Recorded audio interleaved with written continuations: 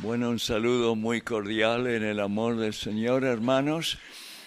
Agradecido a él y al pastor también que me permiten una vez más estar aquí en Castro Urdiales. Y el Señor los bendiga. Creo que es la reunión normalmente la tenéis domingo a la mañana, ¿verdad? Sí. Así que es un esfuerzo que habéis hecho, lo valoro, hermano, y espero que el Señor bendiga para que valga la pena, ¿no? Muy bien. Me voy a permitir, con el permiso del hermano Carlos, es el último libro que he sacado, es una autobiografía, toda una vida a través de 90 años, pero con una diferencia, porque las autobiografías o biografías siempre buscan exaltar a la persona de quien se trata, ¿no? Yo he puesto algunas cosas buenas que el Señor ha hecho a través de uno, pero también he sido franco contando muchos errores y fallos que he tenido, así que lo que más se destaca es la gran paciencia del Señor. Gracias, hermana. El precio siempre solo 5 euros, hermanos, y quería deciros que creo que lo sabéis, no va nada para mi bolsillo. Lo que recaudo de esta gira, parte va a ir a un querido hermano que va a la India y Nepal, donde hay gente muy necesitada trabajando para Dios, ayudarlos a ellos. Y otra parte para una obra muy digna en Bolivia, que es llamada Adulam. Y el Señor, la verdad, como me hace un buen precio la imprenta y demás, y le traían los 5 panes, yo le traigo los 5 euritos, y él me ha permitido con esto ayudar muchísimo a la obra, sobre todo en España, pero Argentina, Bolivia, Estonia, Rumanía, como ya he dicho, la India y Nepal, etcétera, ¿no? Así que aquellos, claro, la primera obligación es ofrendar y diezmar en esta iglesia. Pero el que pueda y quiera después, no solo se lleva un libro que espero que sea de provecho, pero también está apoyando en parte a la obra de Dios en muchos lugares del mundo, ¿no? Todos tienen dedicatoria con algún versículo, pero algunos prefieren que lo personalice poniendo el nombre, y eso también lo hago con mucho agrado y sin ningún recargo, ¿eh? Así que podéis estar tranquilos. Bueno, ahora sí, sin más trámite a la palabra de Dios, y he sentido hablaros en esta tarde de algo muy conocido. Yo llevo más de 75 años leyéndolo, es la parábola del sembrador, ¿no? Y bueno, siempre la palabra de Dios tiene cosas nuevas para nosotros. Así que vamos a empezar leyendo en Lucas, capítulo 8, Lucas, capítulo 8,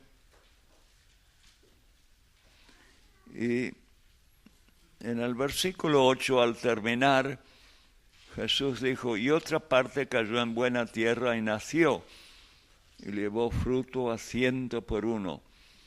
Hablando estas cosas, decía a gran voz, el que tiene oídos para oír, oiga. Como decir, es algo de la máxima importancia prestar atención. Pero también en Marcos, cuando le preguntaron el significado, le dijo, ¿cómo no entendéis esta palabra? ¿Cómo, parábola, cómo entenderéis todas las demás? Y es que es una parábola muy importante porque es la de la semilla o la simiente. Y Dios en los albores de la creación empezó que cada planta, cada árbol tenía semilla o simiente para reproducir según su género. Eso fue en el reino vegetal. luego lo trasladó al reino animal, al género humano y también al reino espiritual, ¿no? Y muchas cosas se explican según la semilla, según el génesis que trae la cosa, ¿no? Es algo comprobadísimo en lo físico como también en lo espiritual. Bueno, recuerdo que yo por muchos años tenía la idea, bueno, estos son los de la mala tierra, ¿no? Que vienen, como dice aquí, la semilla fue oleada, quiere decir pisoteada. ¿Y cómo pasó eso? Bueno, por la indiferencia, por no hacerle caso. Tengo demasiado que hacer y no me vengan con complicaciones. Y eso es olear la semilla. Y entonces los pajarracos vienen, se la llevan y se la quitan. Luego está el segundo caso de los que no tenían profundidad, faltaba humedad y no fructificó. Primero rápido parecía así, pero luego no. Y luego la parte que estaba entre espinos y que la ahogaron para que no pudo fructificar. Y por último, la buena tierra. Y la forma en que yo lo veía era, bueno, los tres primeros, es decir, los que la hollaron y vinieron los pajarracos, se lo tragaron, descartados. Los otros, que no tenían humedad ni profundidad, lo mismo. Los otros, entre los afanes del mundo y demás, tampoco. Y los únicos, los de la buena tierra. Pero un hermano en Córdoba me dijo cómo él había atravesado por esas tres formas de ser antes de llegar a ser buena tierra. Era un buen hijo de Dios entonces. Y eso me abrió los ojos para ver que en cierto modo me había pasado lo mismo a mí. Y además de eso, me di cuenta que posiblemente al comienzo nuestro, ninguno de nosotros era buena tierra. ¿Alguno de vosotros se atrevería a decir, yo de un principio fue buena tierra? Yo creo que no. Y esto es algo que ensalza a Dios. Señor Jesús dijo, yo soy la vid verdadera, mi Padre es el labrador. Y el Padre es un buen labrador. Me explico. Supongamos que hay un señor que tiene una buena lonja de terreno, pero hay una parte que es estéril. Y él no se conformaría con que quede así y cultivar la parte buena, sino que empezaría a labrar la otra, a abonarla y volver a labrarla y regarla hasta volverla en tierra realmente buena y productiva. Y creo que eso es un reflejo de nuestro Padre, ¿no? No éramos buena tierra, pero Él ha labrado con santa paciencia, con mucho amor, con mucha perseverancia, para llevarnos a ese lugar, ¿no? Muy bien, ahora vamos a ir mirando algunas cositas. Por ejemplo, dice que en el versículo 11, esta es pues la parábola, la semilla es la palabra de Dios. Y cuando Dios habla, hermanos, no habla una palabra seca, una palabra aislada, sino que en esa palabra de Dios va la virtud de Dios, lo que es Dios, es la palabra viva de Dios. Entonces, tiene todo el potencial que tiene Dios, que dio esa palabra, es la simiente, que es una palabra más aproximada, ¿no?, que nos habla. Entonces, una palabra que tiene el ingrediente de la eternidad de Dios. el ingrediente de la verdad de Dios. Un Dios en el cual es imposible que mienta. Tiene también el ingrediente del amor de Dios, el ingrediente de la luz de Dios, el ingrediente de la gracia de Dios. Y todas estas, al absorberlas una, ¿qué pasa? Que en embrión, es decir, un pequeño embrión, pero ahí están destinadas a germinar,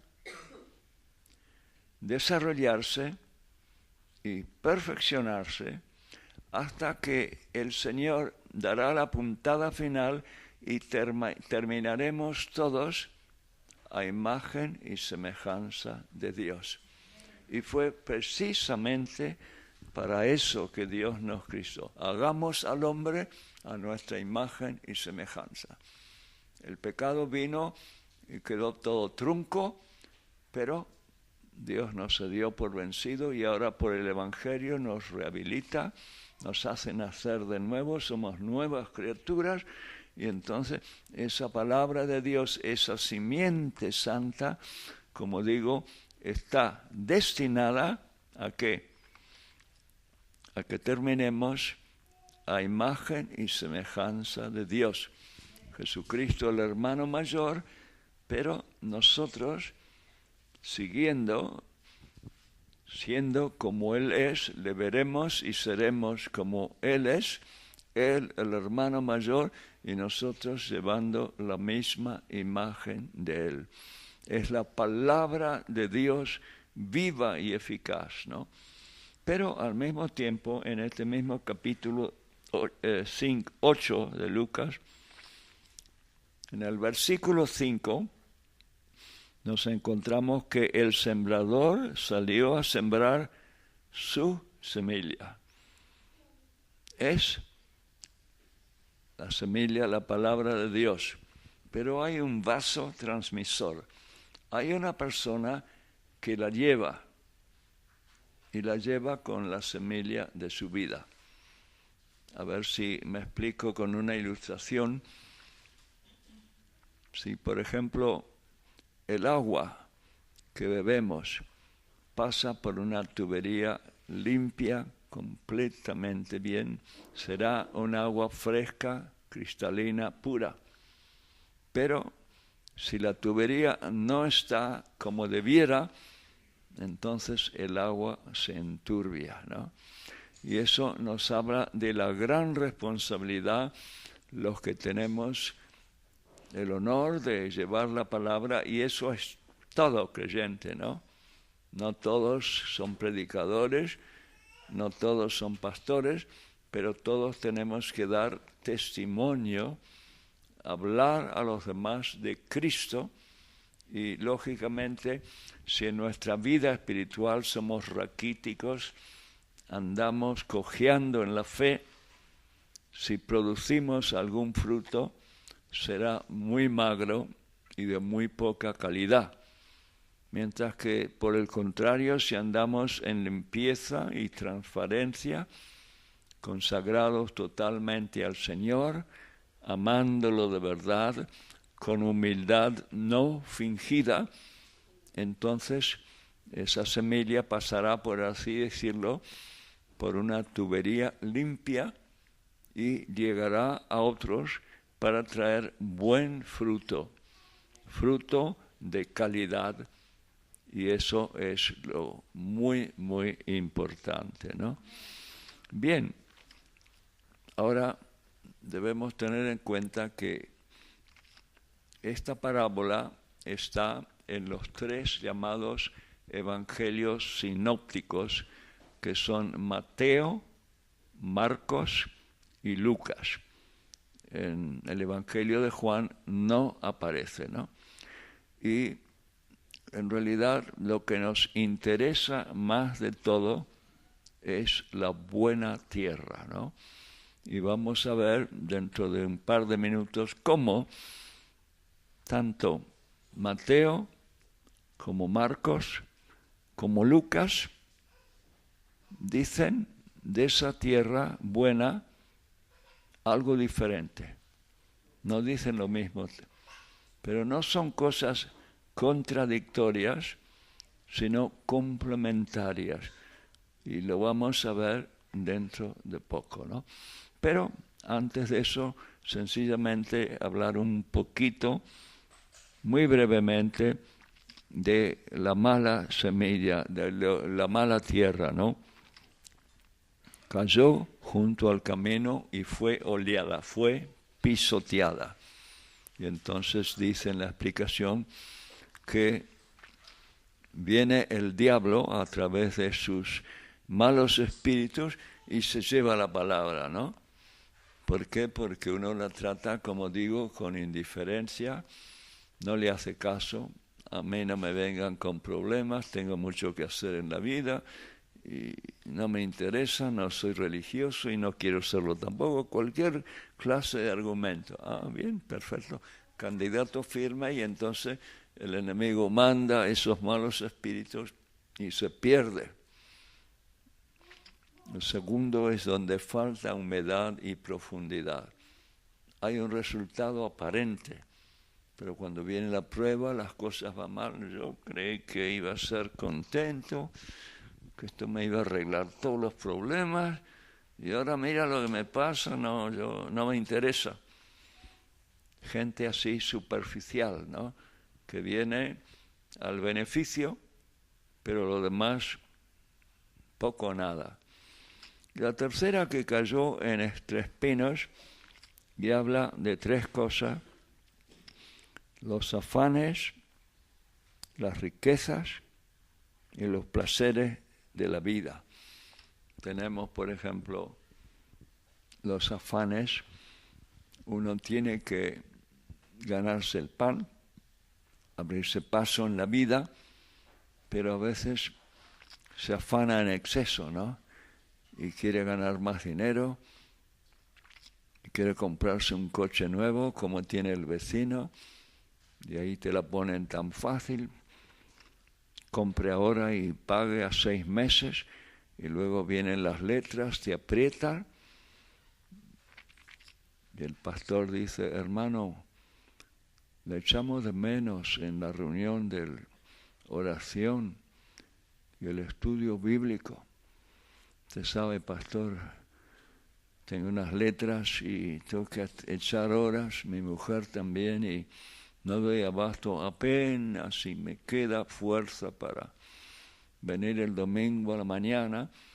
Es una vida que está hipotecada. Para Dios no puedo ir porque estoy atado y hay que tener cuidado. Y luego los placeres de la vida, hermano, la fama, el aplauso, las películas, el pecado en sus múltiples manifestaciones, y tal vez nos eximimos de eso, las riquezas. No sé si alguno de vosotros tendrá algún par de millones en el banco. Yo no los tengo, pero creo que vosotros tampoco. Os felicito. Entonces, en cuanto a esto, por lo menos no quedamos catalogados, ¿no? Pero esas son las tres clases. Pero ahora sí vamos a pasar a lo dicho anteriormente. Los tres evangelios, Mateo, Marcos y Lucas. Empezamos por Mateo 13, 23. Aquí explica el Señor cuáles son los de la buena tierra. Mateo 13, 23. Mas el que fue sembrado en buena tierra, este es el que oye y entiende la palabra y da fruto y produce a 100, a 60 y a 30 por uno. Entonces aquí dice que la buena tierra es uno que entiende.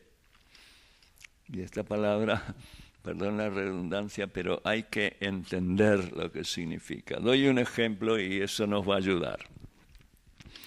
Tengo un señor aquí, bastante bien instruido, instruido una persona intelectual y le digo, mire, la palabra de Dios declara que hemos sido pecadores todos, estamos destituidos de la gloria de Dios. Sí, cómo no, estoy de acuerdo. Pero que Dios mandó a su Hijo Jesucristo para que Él en realidad muriese por nuestros pecados. Y Dios proclama que si nos arrepentimos de nuestras faltas, creemos de Él y lo recibimos, Él entonces nos perdona y nos da una nueva vida. Y le digo, ¿lo ha entendido? Y me dice, sí, cómo no, está clarísimo. ¿Qué va a hacer? Mire, tengo unos negocios de por medio y yo creo que mi suegra lo vería con muy malos ojos y ese no lo ha entendido para nada, porque es el mensaje más importante, más urgente que puede haber en la vida. Hay personas, ¿no?, que están haciendo procesiones, misas por ellos, pero saber que hay un perdón gratuito, eterno, absoluto, una vida nueva, regalada, que no la podemos ganar, pero que Dios la ofrece como un regalo, solo tenemos que ir y recibirla. Es como para decir, ¿cuándo puedo hacerlo ya? ¡Qué noticia maravillosa! Pero están todos cegados y no lo entienden. Pero puede haber una persona de pocas letras, sencilla, pero algo le dice en el corazón que la vida es muy grande y muy difícil para afrontarla solo, que necesita un Dios, que ir a la eternidad sin saber a dónde va uno es una verdadera temeridad. Y algo le dice en el corazón, aunque, repito, no es una persona muy instruida, que eso le conviene, lo entiende, ¿no? Y Jesús dijo, te alabo, Padre, Señor del cielo y de la tierra, porque escondiste estas cosas de los sabios y los doctos y las has revelado a los niños, a los pequeñitos que no sabíamos nada, que no teníamos nada, que no valíamos nada, pero a Dios amablemente nos ha revelado estas cosas, ¿no? Así que el primer paso es entender. Me ofrece lo que nada ni nadie me puede ofrecer en todo el mundo. Es lo más preciado, maravilloso y al mismo tiempo la mayor urgencia de todas. Saber que soy salvo por toda la eternidad. Entendiendo eso, podemos pasar al segundo caso que está en Marcos, capítulo 4 y versículo 20. Aquellos que tienen tiempo, no vendría mal anotar estas citas, porque son claves para la comprensión de esta palabra. Y en Marcos 4:20 dice, y estos son los que fueron sembrados en buena tierra, los que oyen la palabra, y ya no dice, y la entienden, eso lo dijo Mateo, pero dice, y la reciben. Y aquí también con un ejemplo vais a entender mejor, ¿no? Hace unos años, viajando con mi mujer, llegamos a Cartagena, y un querido hermano nos recibió, nos llevó a su casa, abrió la puerta y nos hizo entrar con el equipaje, y como tenían niños pequeños, se quitó de en medio, se fue con su mujer a otro lado y nosotros quedamos ahí dueños y absolutos de la situación, ¿no? Y entonces, claro, hay una serie, porque la casa estaba tan primorosa, y sacando la ropa, los libros, los zapatos y todo. Y hicimos una revolución, ¿no?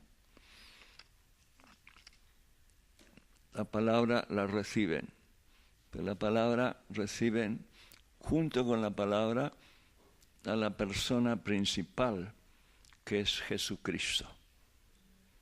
Al recibir la palabra de Dios, recibimos a Jesucristo. Y a Él no le podemos tener sentado en un rincón mientras seguimos mirando la tele o haciendo otras cosas. Tenemos que cederle la plaza. Claro, a un incrédulo no le vas a explicar todo de golpe porque no le va a caber. Si a mí le hubieran dicho, esto es demasiado, yo quitarme del medio, hay otro que va a llevar mi vida, va a sacar cosas, pero Él lo hace con gracia. Quita lo que es perjudicial, añade lo que es bueno, beneficioso para nosotros, ¿no? Y entonces al recibirnos, así como ellos se retiraron, cediéndonos la plaza, también uno dice, Señor, te recibo, pero no solo como Salvador, sino como el Señor de mi vida.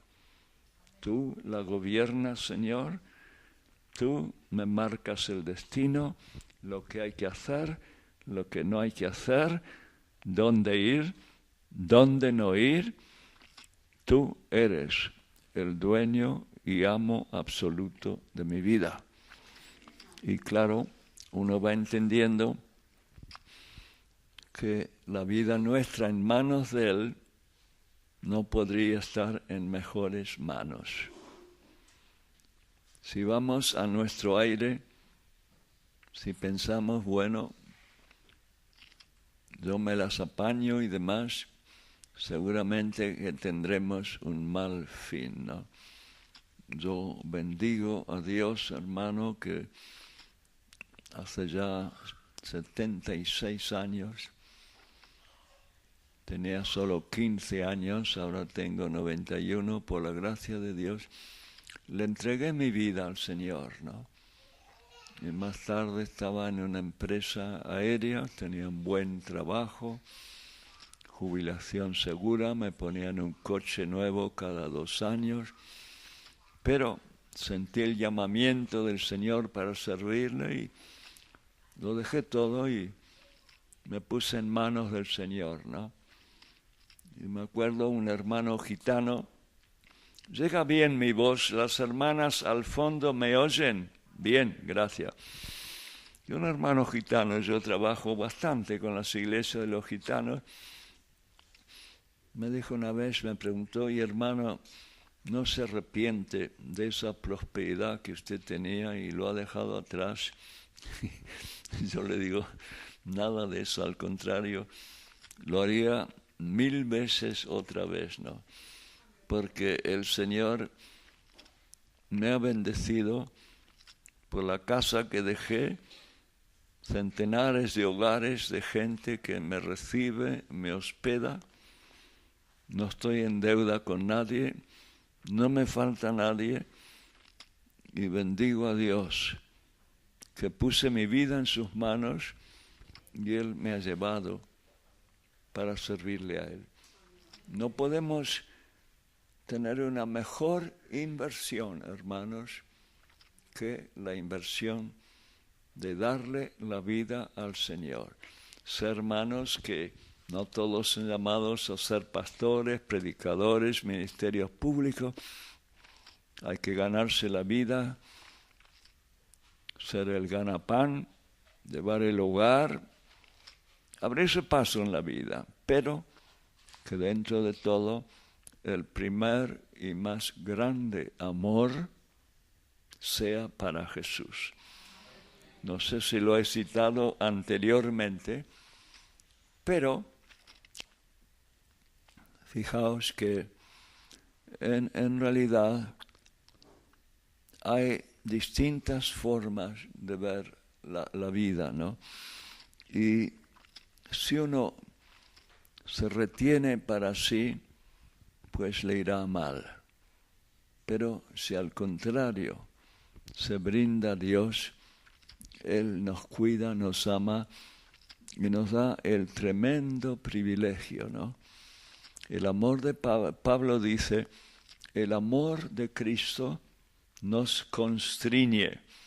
Eso quiere decir que nos coloca en una obligatoriedad moral. ¿Por qué? Agrega, juzgando esto, que si uno murió por todos, luego todos murieron, y los que vivan ya no para sí, sino para aquel que murió y resucitó por ellos. En otras palabras está diciendo, ¿no?, que si Cristo murió por mí, entonces mi viejo Ricardo, egoísta, el número uno, buscando mi ventaja, buscando mi bienestar, mi comodidad, se terminó. Y ahora, el que vivo, ¿para qué? Para aquel que murió y resucitó por mí. Y hermanos, quiero decir que esta gracia de Dios a veces, por así decirlo, se sobreenfatiza. Soy salvo por la fe, no por obras. Y se piensa, ¿no?, que ya tienen el pasaporte al cielo, viene el domingo al culto, queda bien con el pastor y los demás, y el resto de la semana a lo mío, a mi aire. Y hermanos, ese amor de Cristo es pagarle con muy mala moneda. Es casi un insulto cuando Él sufrió lo indecible para salvarnos de las llamas del infierno y llevar una vida mediocre, comodona, egoísta y sin compromiso. No dejamos, hermano, la responsabilidad de trabajar, como digo, de llevar la casa, de cumplir con nuestro deber, pero, hermanos, ese amor de Cristo nos constriñe y la única razón verdadera, la única respuesta total, Jesús, tú hiciste tanto por mí, Señor, no puedo sino, pequeñito y pequeñita como soy, pero darte lo mejor de mi amor y lo mejor de mi vida. Comprometido, ¿para qué? Para hacer tu voluntad cada día, para honrarte, para darte el primer lugar, para servirte, para agradarte en todo, para donde pueda ser útil serlo en tu nombre, querido Señor. Eso es recibirlo, pero no tenerlo en un rincón como El Salvador. Tengo el pasaporte al cielo, asunto arreglado.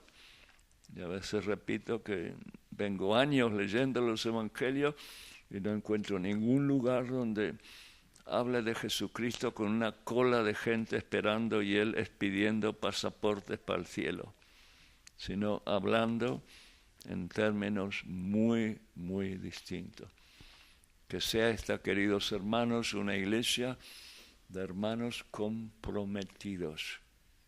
Quiere decir que estáis dispuestos a trabajar para Dios, a vivir en armonía, hermanados en amor, sin malas lenguas, ni críticas, ni chiste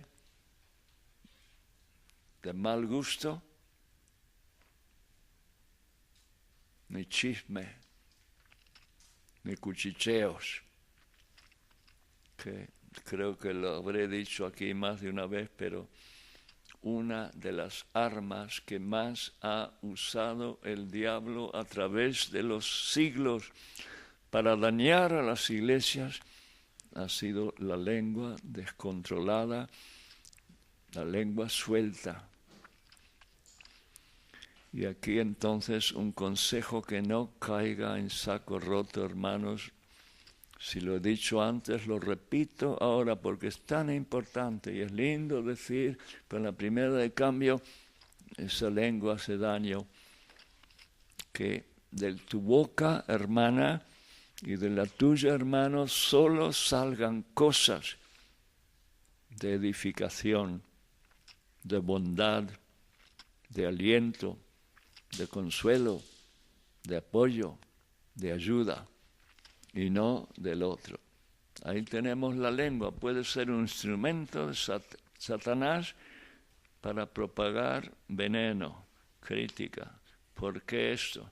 Al salir, mira un poco y no me gustó y todas esas cosas. O bien, algo que en manos del Espíritu Santo realmente haga bien, sea un bálsamo, sea una bendición. Bueno, tenemos Mateo, entiende, Marcos lo recibe, y ahora Lucas nos dice varias cosas más, hermano, y encontramos aquí en el capítulo 8 de Lucas, versículo 15, dice: mas la que cayó en buena tierra, estos son los que con corazón bueno y recto. Hay una diferencia entre el corazón recto, que tiene una línea, y el corazón torcido, que es como una víbora que da vueltas. No, lo dije el otro día, pero la verdad, mire, he cambiado de pensar y ya no puedo, no, aquello, olvídese. El corazón recto es como Dios. Dios nos dice, hoy te bendigo, pero mañana te miro con malos ojos y no te bendigo. Dios no cambia. Y debemos tener ese corazón recto con Dios. Si no lo tenemos, mala cosa. Pero además habla y dice, retienen la palabra oída. Retener significa que hay algo que alguien me lo quiere quitar, pero no lo suelto. No sé si lo conté acá, yo tenía una abuelita, era londinense, pero se se casó y vivió en Buenos Aires, y contaba algunas cosas, como por ejemplo en el campo, en días de frío, a los cerdillos había que darles de alimento, ¿no? Y de sobras de comida, sobre todo patatitas frías, que las sacaban de la olla bien caliente y las tiraban. Y los cerdillos venían y le daban un tarascón, pero como realmente estaban tan calientes, chillaba. Pero agregaba, pero no las soltaban, no las soltaban. Y a veces la patata del evangelio de la vida cristiana está que pela, quema. Está muy fuerte la cosa, pero hay retener, como los cerdillos. Me quema, pero esta patata no la suelto por nada del mundo. Hay pruebas, hay dificultades. ¿Alguno de vosotros no tiene ningún problema, ninguna dificultad? Porque si lo hubiera, yo creo que el pastor Carlos, su esposa, algún servidor le podríamos pasar. Jesús no prometió una vida sin problemas, pero prometió que nunca nos dejaría, nunca nos abandonaría, y por su gracia, como dice uno de los salmos, muchas son las aflicciones del justo, mas de todas ellas lo librará el Señor, ¿no? Y el verdadero creyente se ve cuando en las buenas y en las malas sigue en el camino de Dios, retiene esa fe, esa palabra de Dios, ¿no? Y al mismo tiempo da fruto con perseverancia. Esta palabra perseverancia no es una que nos llena de euforia, nos hace sentir que es una gloria, pero es algo que Dios lo vale mucho.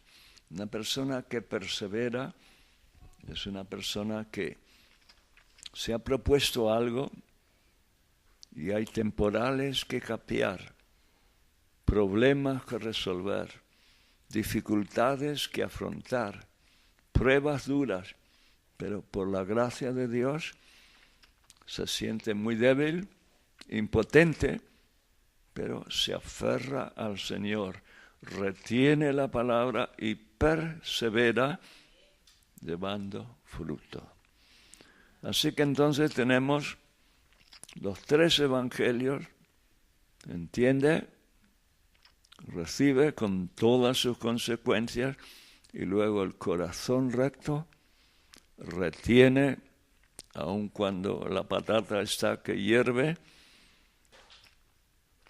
y persevera llevando fruto, ¿no?